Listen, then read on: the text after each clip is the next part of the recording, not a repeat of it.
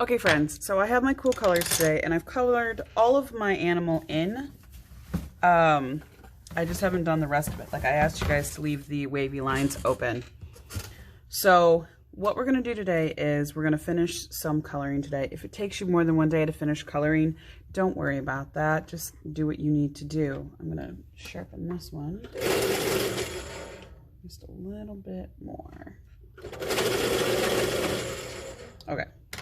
So what I'm going to do is color the rest of my raccoon in using one color. And I saved my blue-green color because that's what I wanted to shade it in with. So I'm just going over the areas that I've already colored. And that's going to blend my colors together, creating a calming effect within my colors. Now, if I want to go back and add more blue to the blue dots to make them stand out, or maybe highlight them with a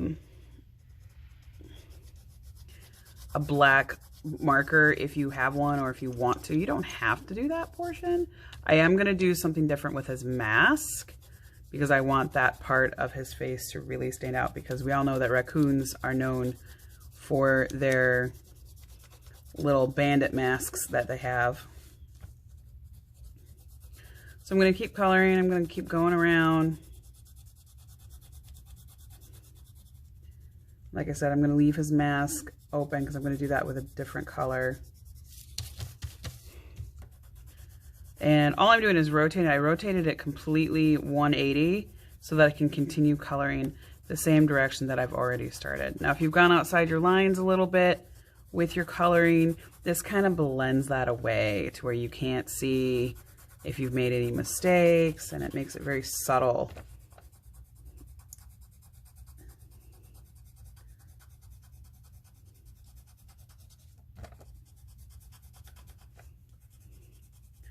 Don't forget their fingers, if you drew fingers.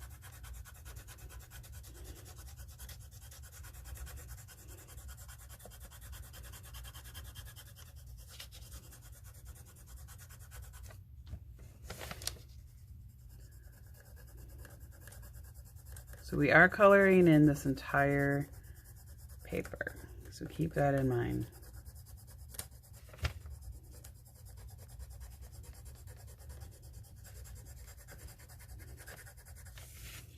Okay, and anywhere you need to add some extra shading, go ahead and do that. Oh, I forgot this part here.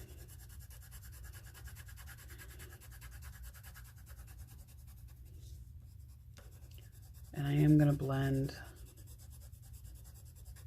a little bit into that part. Now, since I left his mask open, what I'm going to do is I'm going to go over that with the blue color just to make that look darker. And remember, I'm not coloring in between each one of the dots I made. I'm actually coloring over it. And I'm coloring around it. Now, if you have watercolor paints, you can just paint these in instead, and you'll get the same effect.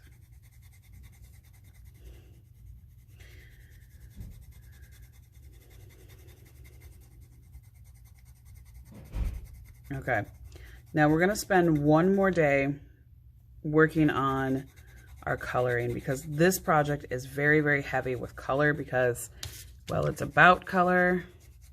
So we want to make sure that we do our color correctly. And I'm just changing it up so that I know that you can see the mask on my little raccoon friend a little bit better. Now, the next thing I'm going to do is the tree, which I decided I'm going to use the darker green or just green. And I'm just going to gently shade over the colors I've already laid down, and just do the same thing I've already done. Again, in the same direction of the bark lines that I've drawn,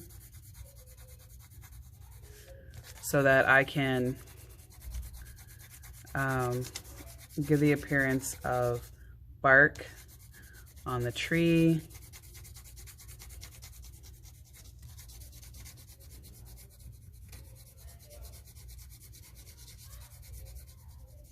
Okay. So now I want you to stop there.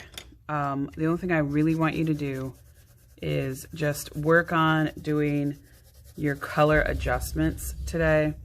So what that means is you're going through and you're making sure you've got most of your things colored in. Like some of the areas on my raccoon, I might want to go in and take a black and maybe outline my areas again, just a little bit darker this time.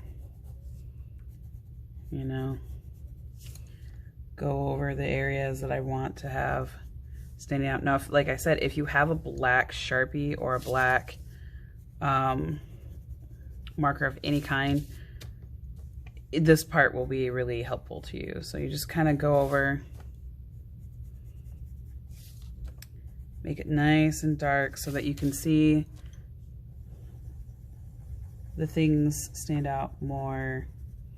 And that's going to take you some time. You don't have to go and redraw all of your circles. I would just do your basic outline stuff, like your facial features, anything that may have gotten blended away that you want to stand out. Now, if you want to do all of your circles again, that's up to you. I'm not telling you you have to do that. I am actually advising against doing that because I know how much time that will take, but I know some of my friends might like the way that looks, and so I welcome you to try it, but I am not going to require it. So just keep that in mind as you're working on this today. So as you can see, I'm just about done going around the shape of my raccoon, make him stand out a little bit more.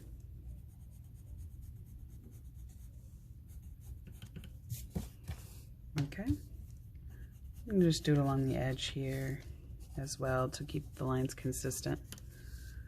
And that is all I want you to do today. Tomorrow we're gonna go over how to do the background and we will finish that up then. Okay guys, have a great day. And as always, be excellent.